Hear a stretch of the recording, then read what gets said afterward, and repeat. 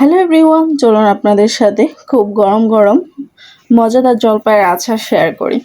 তো আমি এই আচারটা অনেক আগেই বানাইতাম। নর্মালি জলপাইগুলো অনেক দিন ধরে এনে রেখে দিয়েছিলাম, আলসামির জন্য বানানো হয় নাই।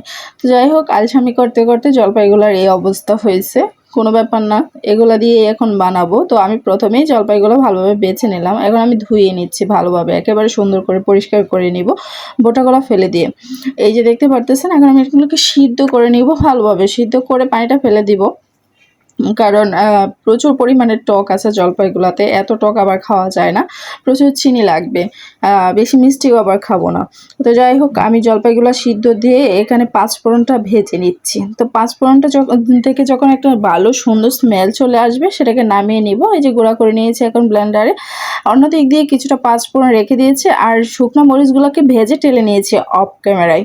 তো যাই হোক, এখানে সিদ্ধ হয়ে গেছে, মোটামুটি সিদ্ধ হয়েছে, তেমন একটা বেশি সিদ্ধ করে নেয় আর কি। এই যে পানিটা জড়িয়ে নিচ্ছি, দেখতেই পারতেছেন খুব সুন্দর হয়েছে। তো এগুলাকে আমি মোটামুটি হাত দিয়ে কষলাবো না, খুসুন দিয়েই ভেঙে নেব রান্না করার সময় আর কি, তো আচারটা তৈরি করার সময় আর কি। তো আমি এখন সরিষার তেল দিয়ে দিলাম। সরিষার তেলে শুকনো মরিচ, কিছুটা রসুনের কোয়া, তারপরে তেজপাতা, তারপরে পাঁচফোড়ন দিয়ে ভেজে নিয়েছে আর কি, খুব সুন্দর একটা ফ্লেভার আসবে।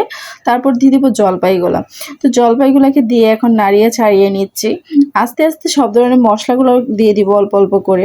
পরিমাণ মতো লবণ দিয়ে দিয়েছি মিষ্টির ব্যালেন্সটা নেওয়ার জন্য আর কি। আর এখন দিয়ে ভালোভাবে ঢাকনা দিয়ে ঢেকে দিলাম।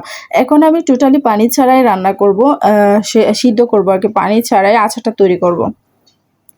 তো আমি আস্তে আস্তে সবগুলোকে ভেঙে নিচ্ছি। এই যে খুচুন দিয়ে খুচিয়ে ভেঙে নিচ্ছি।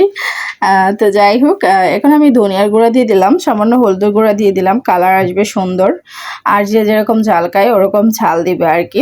আমি কিছুটা আদা বাটা, রসুন বাটাও দিয়েছি। আদা বাটাটা মনে হয় অল্প পরিমাণে দিয়েছি, রসুন বাটাটা বেশি দিয়েছি, আচারে রসুনটা ঝাই ভালো। তো যাই হোক, আমি এখন ভালোভাবে নাড়িয়ে ছাড়িয়ে নিয়েছি। আসলে আমি আপনাদের সাথে জাস্ট শেয়ার করতে ভুলে গেছি, শেষের যে ফিনিশিংয়ের অংশটা খুব সুন্দর ছিল, কালো ছিল, এবং সুন্দরভাবে আমি 2-3 দিন জাল দিয়েছি।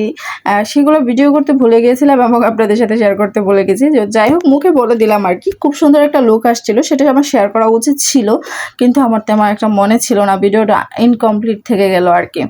তো আমি সবশেষে চিনি দিয়ে ভালোভাবে নাড়ে ছাড়িয়ে নিলাম। চিনি দেওয়ার পর অনেকটাই পানি ছাড়ে, চিনিটা গলে পানি হয়।